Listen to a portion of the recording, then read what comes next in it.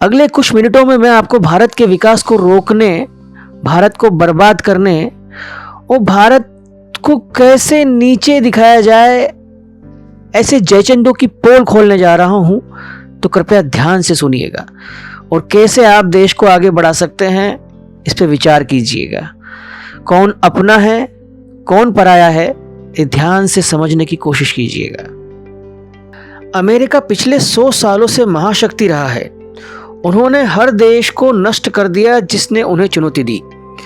जब जापान ने उन्हें चुनौती दे दी तो उन्होंने उसे नष्ट कर दिया।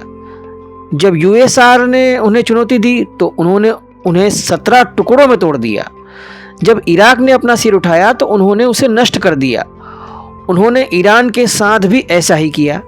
आजकल चीन है, लेकिन भारत के अधिक भू राजनीतिक महत्व प्राप्त करने के साथ भारत की भी बारी आ गई है। पिछले 100 सालों से अमेरिकी उद्योगपतियों ने दुनिया के टॉप 10 उद्योगपतियों में अपना स्थान और दबदबा बना रखा है। टॉप 10 में से 8-9 तो सिर्फ अमेरिकी उद्योगपति हैं, कोई और दूर दूर तक नहीं है। जब चीन के जैक मा ने तीसरा स्थान हासिल किया तो उनके खिलाफ लॉबिंग शुरू कर दी गई और उन्हें भागना पड़ा। वे अब अडानी और अंबानी जैसे भारतीय कारोबारियों के पीछे पड़े हैं। अमेरिका की ताकत उसका उद्योग है।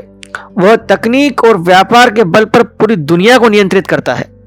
अगर कोई देश या उद्योगपति उनसे मुकाबला करेगा तो उन्हें चुनौती देगा तो वे अरबों रुपए खर्च करके उसे बर्बाद कर देंगे।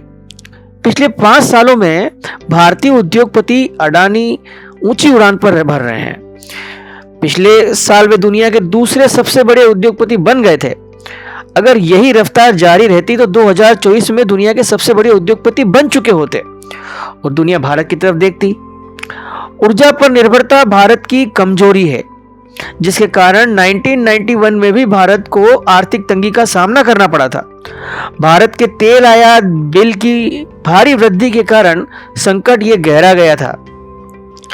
अडानी भारत की सबसे महत्वाकांक्षी परियोजना, दुनिया की सबसे कम लागत वाली ग्रीन हाइड्रोजन परियोजना स्थापित करके भारत की ऊर्जा को सुरक्षित करने की दिशा में काम कर रहे हैं, जो समय के साथ तेल और गैस की जगह ले लेगी।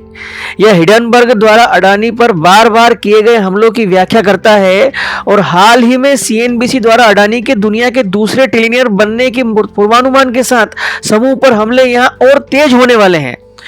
यदि भारत आत्मनिर्भर भारत और मेक इन इंडिया अभियान चला रहा है तो इसका मतलब है कि भारत का एक बहुत बड़ा बाजार है जिसमें दुनिया की 20% आबादी रहती है, जो कि अन्य अर्थव्यवस्था की तुलना में तेजी से बढ़ रही है। अगर भारत आने वाले 20 सालों में आत्मनिर्भर हो जाता है तो अमेरिका, यूरोप, चीन के साथ साथ अरब जगत को भी भारी नुकसान उठाना पड़ेगा। भारतीय रुपया $1 के मुकाबले और मजबूत होता रहेगा। भारत में लॉबिंग शुरू हो गई है। हर देश में पप्पों की कोई कमी नहीं है भाई साहब। मीडिया को खरीदा जा सकता है। यही समूह 1 दशक पहले कृष्ण गोदावरी बेसिन में भारत की तेल और गैस परियोजनाओं को समाप्त करने वाली शक्ति का कारण बना था। यूट्यूब, फेसबुक, गूगल, ट्विटर, ये सभी प्लेटफॉर्म अमेरिका के हैं। वो जब चाहे किसी के खिलाफ अभियान चला सकते हैं। भारत में मूर्खों, पप्पुओं, जयचंदुओं की कोई कमी नहीं है, कोई देशद्रोहियों की कोई कमी नहीं है। चीन में ये सब आसान इसलिए नहीं है क्योंकि वहां लोकतंत्र ही नहीं है। वहां प्रोपेगेंडा, झूठ आसान नहीं है। चीन खुद भारत को आगे बढ़ने से रोक रहा है। आने वाले समय में भारत के लिए और भी चुनौतियां हैं। अमेरिका ने अफगानिस्तान में रूस के खिलाफ तालिबान जैसे संगठन खड़े करने में अरबों रुपए, अरबों डॉलर खर्च कर डाले। भारत को अस्थिर करना और आसान है। यहाँ देशद्रोहियों और गद्दारों की कोई कमी नहीं है। यहाँ के कुछ नेताओं के बयानों को अगर ढंग से देखें तो वे खुलेआम विदेशी एजेंट की तरह काम कर रहे हैं। जज बिक चुके हैं, मीडिया बिक सकती है, नेता बिकाऊ हो सकते हैं। जब तक भारत के लोग समझदार नहीं होंगे, चतुर नहीं बनेंगे, भारत महाशक्ति नहीं बन सकता। भारत एक बहुत बड़ा बाजार है। कोई भी देश नहीं चाहेगा कि भारत आत्मनिर्भर बने। इसलिए ऐसी बातें कहने वाली सरकारों को गिराना होगा। विदेशी ताकतें भारत में मिश्रित सरकार चाहती हैं, जिससे उन्हें गिराने का डर हमेशा बनाया जा सके। भ्रष्ट सरकार रहेगी तो हम अपनी जरूरत के हिसाब से नीतियां, नियम और कानून बना सकते हैं। अपनी शर्तों पर भारत में व्यापार कर सकते हैं। भारत में पिछले 10 सालों में स्थिर और मजबूत सरकार है। उन्हें परेशानी इसी बात की है, उनके पेट में दर्द इसी बात का है कि भारत सरकार अपने उद्योगपतियों को मजबूत बना रही है। उनकी सोच है उनके पंख काटे जाएं। किसी भी देश की ताकत उसके उद्योगपति होते हैं जो अपने देश के हुनर और चीजों को विदेशी बाजार में बेचते हैं। उससे स्वाभाविक सी बात है धन बढ़ता है देश का। उनके हितों की रक्षा करना सरकार का काम है। अगर आज अडानी, अंबानी, टाटा, महिंद्रा दुनिया को चुनौती दे रहे हैं तो क्या उनके विनाश का जश्न मनाने वाले हमारे देश के ये गद्दार कोई विदेशी एजेंट नहीं लगते आपको? पहचानिए इन जयचंदों को। ये जयचंद आस्तीन के इतने जहरीले सांप हैं कि इन्हें हर भारत विरोधी दाव बात में खुशी महसूस मिलती है इनको। ये देश की तरक्की से जुड़े किसी भी आंकड़े या रिपोर्ट को मानने को तैयार ही नहीं है। लेकिन अगर इन्हें कहीं भी देश के खिलाफ कुछ भी दिख जाए तो खुशी से ना पागल हो जाएंगे।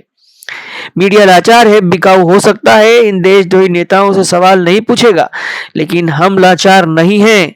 आप लाचार नहीं हैं।